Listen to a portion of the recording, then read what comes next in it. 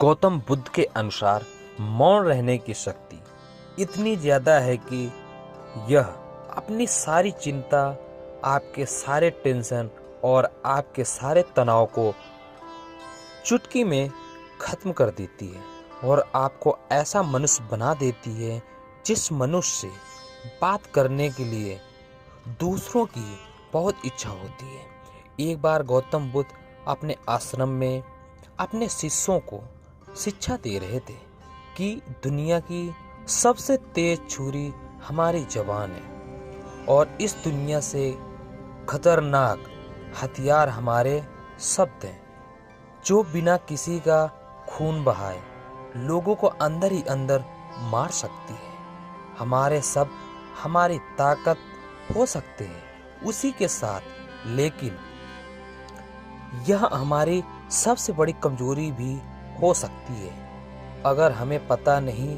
कि कब और कहाँ क्या कितना बोलना चाहिए। यदि हम सही समय पर सही इरादे के साथ सही शब्दों का प्रयोग करते हैं तो यह हमें एक सफल व्यक्ति बनाता है। लेकिन अगर हम सही समय पर सही इरादे से सही शब्दों का इस्तेमाल नहीं करते हैं तो यह हमारे जीवन को नर्क से बदतर बना सकता है। तो दोस्तों, आज की स्टोरी के माध्यम से मैं आपको बताने वाला हूँ कि चुप रहकर कैसे हम अपने जीवन को बदल सकते हैं। आपको चुप रहने की शक्ति का एहसास इस वीडियो में होने वाला है। वीडियो शुरू करने से पहले कमेंट बॉक्स में हर हर महादेव का नाम जरूर कमेंट करें और इस वीडियो को लाइक जरूर करना। तो कहानी हम स्टार्ट करते हैं। जापान में एक बहुत ही प्रसिद्ध बौद्ध भिक्षु रहा करते थे। उनका नाम रिसाई था। रिसाई अकेले रहते थे।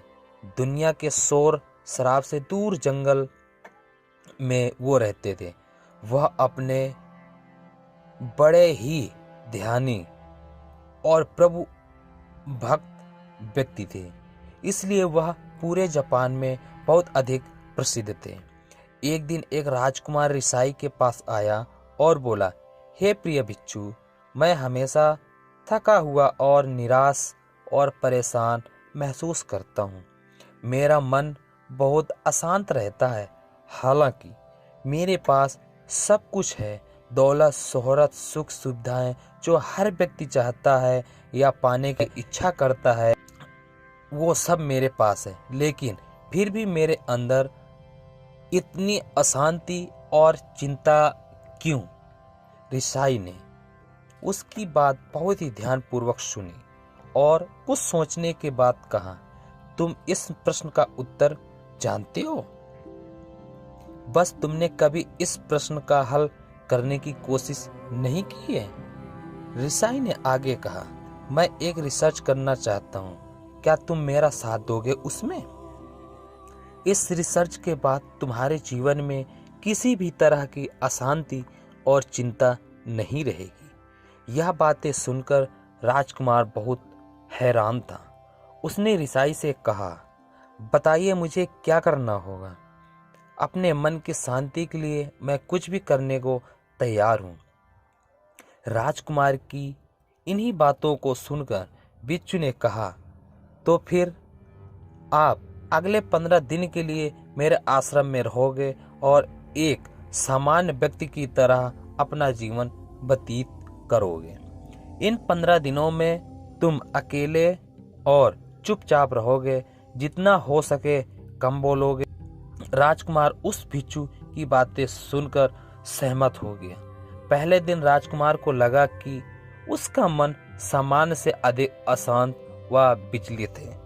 उसके मन में तरह तरह के विचार आ रहे हैं और वह आम लोगों की तरह जीवन जीने में असहज महसूस कर रहा था। उसे अंदर से बोलने की इच्छा हो रही थी, लेकिन वह चुपचाप रहा। उसके मुंह से एक भी शब्द नहीं निकला, बस वह चुपचाप बैठा रहता। लेकिन रात होते होते उसे अंदर ही अंदर शांति का अनुभव होने लगा। उसके लिए यह अनुभव अजीब था।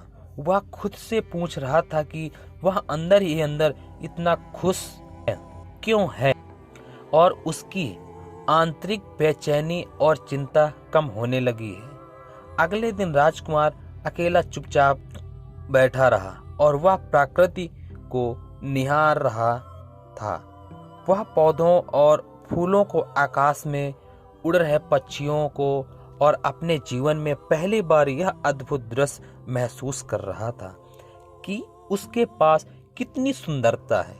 वह दिन भर प्रकृति की सुंदरता को निहारता रहता और उसकी ताजगी को महसूस करता रहता।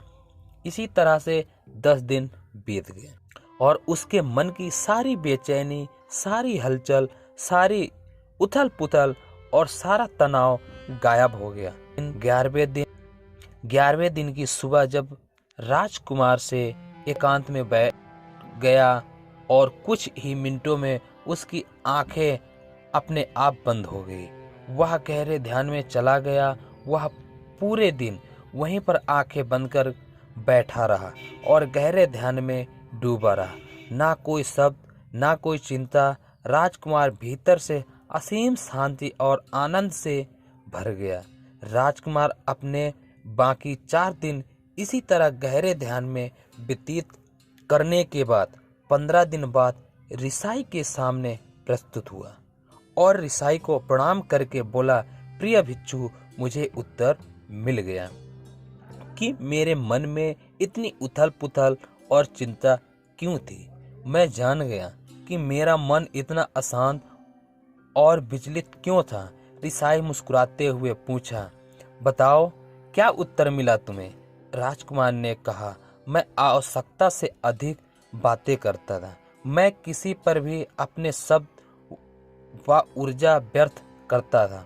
मैं दिन भर अपने लोगों से फालतू की बातें करता रहता और फिर उनके बारे में अकेले में सोचता रहता और ज़्यादातर समय नकारात्मक की सोचता रहता।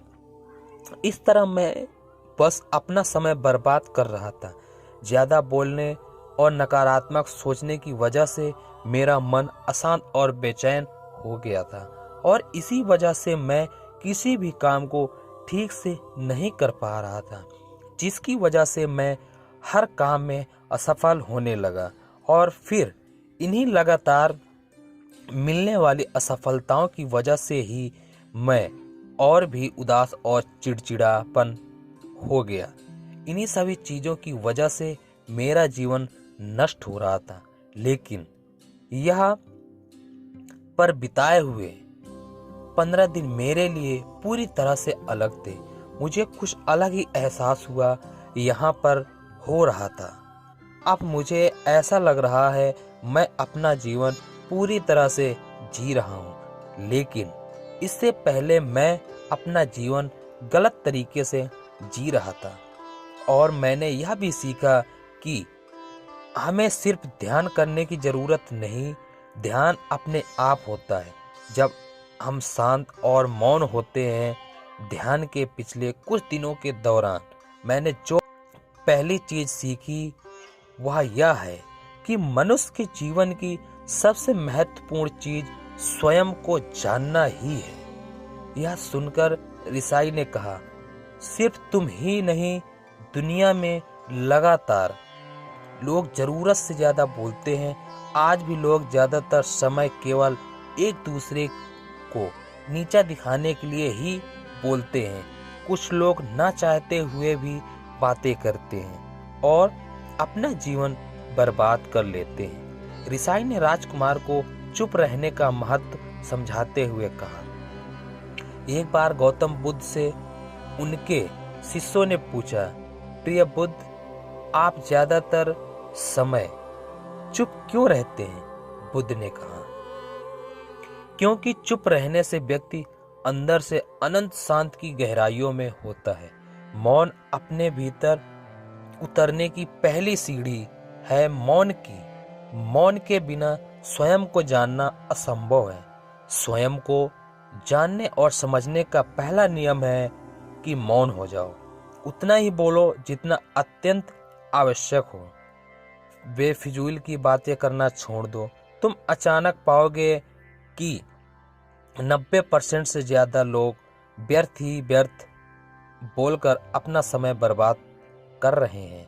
ना बोलने का भी कोई नुकसान नहीं है, लेकिन यदि आप ज्यादा बोलते हैं तो आप अधिक गलती कर देते हैं। अगर व्यक्ति कम बोलना शुरू कर दे तो दुनिया की 90% मुसीबत कम हो जाएगी, झगड़े फसाद कम हो जाएंगे, उपद्रव कम हो जाएंगे।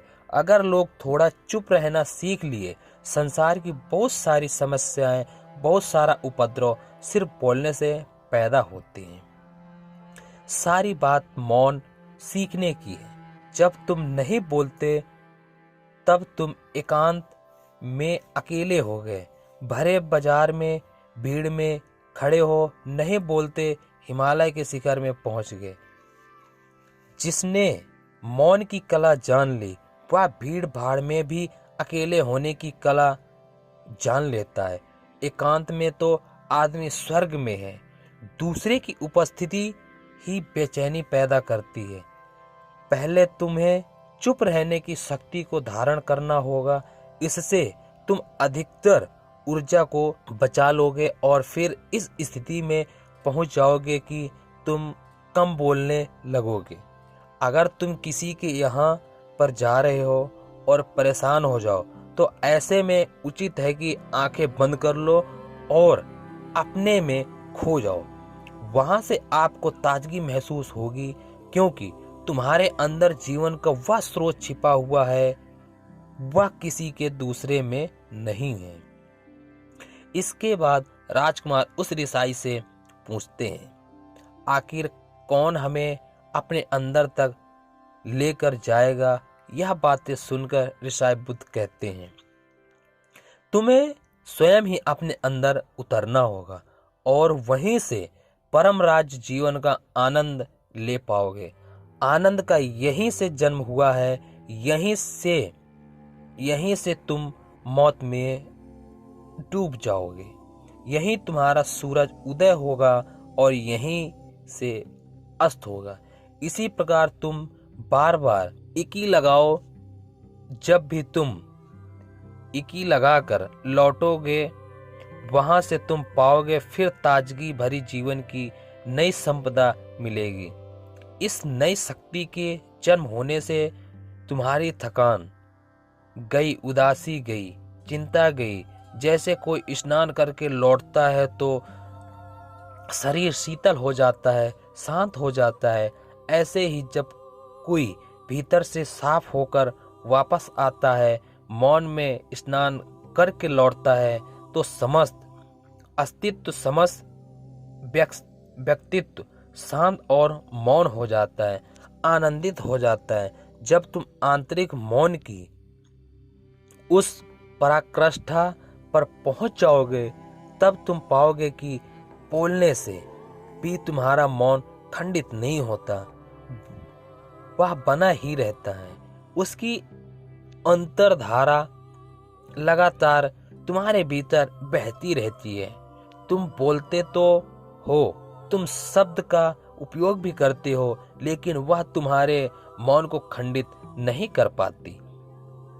एक बार गहरे मौन में स्थिर हो जाओ, फिर तुम्हारी वाणी में भी मिठास आ जाएगी। तुम्हारा बोलना संगीतपूर्ण होगा, तुम्हारा बोलना सत्य होगा, तुम्हारा बोलना बहुत अच्छे लोगों से होगा। बोलोगे तो दूसरे पर शीतलता छा जाएगी। जैसे ही तुम अंदर से चुप होते हो, तुम इतने शक्तिशाली होने लगते हो कि समाज की निर्भरता तुम छोड़ने लगते हो और तुम्हारे जीवन में एक मस्ती आती है जो केवल दीवानों के जीवन में होती है। तुम्हारे चेहरे पर एक नई रौनक आ जाती है, तुम्हारी आंखें किसी अमृत के समान हो जाती है और तुम अनंत शांति के समुद्र में डूबने लगते हो। इतना कहकर बिच्छू ऋषि ने अपनी बात खत्म की और वह मौन में चले गए। राजकुमार उनका धन्यवाद करके अपने महल में चला गया।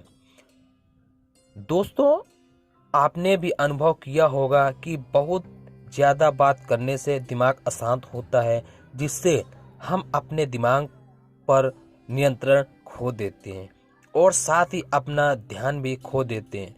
जो लोग बहुत ज़्यादा बोलते हैं उनके पास किसी एक काम पर ध्यान केंद्रित करने की काबिलियत नहीं होती है। वो अपने किसी भी लक्ष्य पर पूरी तरह से ध्यान केंद्रित नहीं कर पाते। अगर हमारा दिमाग एक ही जगह केंद्रित नहीं है तो हम जीवन की सच्चाई नहीं समझ पाते और ना ही मनचाही सफलता कभी हासिल कर पाएंगे। इसके अलावा भी आपने देखा होगा कि जो लोग अधिक बोलते हैं वह अक्सर लोगों के बीच हंसी के पात्र बन जाते हैं और जो लोग कम बोलते हैं वह अपनी बात पर कायम रहते हैं। उन्हें लोगों से सम्मान मिलता है, लोगों उनकी बातों को सुनते हैं और उन पर भरोसा भी करते हैं। जो लोग ज़रूरत से अधिक बोलते हैं और अपने विचारों के बारे में पक्के नहीं होते, उनका दिमाग स्थिर और विचलित रहता है, शोर से भरा रहता है और एक अशांत दिमाग वाला व्यक्ति जीवन में किसी भी चीज़ में सफल नहीं हो पाता, क्योंकि वह किसी भी काम में फोकस नहीं कर पाता। यदि व्यक्ति किसी को यह पता है कि उसे कब और कहाँ क्या बोलना है, तो वह व्यक्ति सच में बहुत बुद्धिमान है और ऐसा व्यक्ति जहाँ भी जाता है उसका व्यक्तित्व आकर्षण का केंद्र बन जाता है और वह जो कुछ भी करता है उसमें सफल अवश्य होता है। अगर हम किसी महान और सफल व्यक्ति के व्यक्तित्व गहराइयों को देख पाएंगे तो वह कम बोलते हैं और कम शब्दों में अपनी बात खत्म कर देते हैं।